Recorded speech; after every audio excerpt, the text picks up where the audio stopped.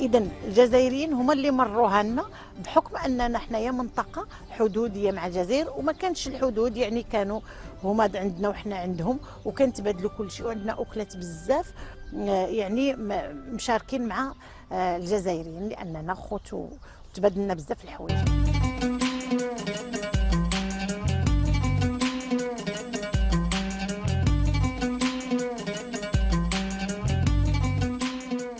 بالنسبه للاعراف والثقافه الشعبيه في المنطقه الشرقيه، البكبوكه مرتبطه اولا بالاسر، ان اسره وجديه الا ما صاوبتش البكبوكه انها نقولوا خرجت عن الاعراف، كما نقولوا واحد السيد ما بقاش مرتبط بالاعراف ديالو.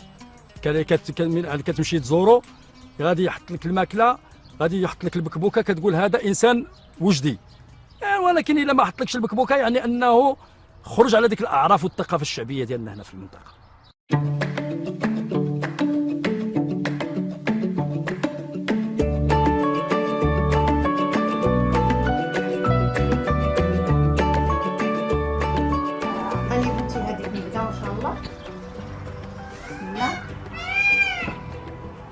غادي نديرو هادشي كاع الحوايج اللي في الكرشه في الدواره كنقطعوهم شويه شويه، كنغسلوهم بالمصارن بالريه بكلشي، كيتغسلوا كيتقطعوا شويه شويه وكيداروا.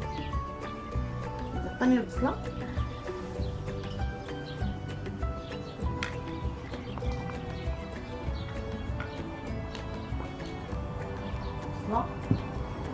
الثومه بكبوكه بقات جزء، وهذا الجزء الا قلعناه من الكل ما غاديش يبقى داك الكل كله.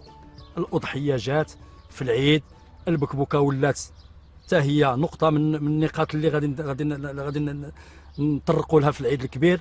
الو الامهات ولات تحث البنات على اعداد وتقديم، وهذاك الاعداد يختلف من اسره لاسره. راه كل ام، لان كاين وحدين اللي كيصاوبوا هذه البكبوكه بعد الشكل ديالها، راه كاين اللي كيصاوبها كبيره، كاين اللي يصاوبها اجزاء صغيره، لان لان من تطورت الامور بقاو يديروها في الثلاجات، يعني كتبقى واحد المده طويله. يعني الام كتحرص على البنت لان باش تلقنها النهار اللي تمشي للدار الزوج ديالها حتى هي كتكون عندها واحد الخاصيات في العيد الاضحى ديالها، حتى هي كتنجز ديك البكبوكه.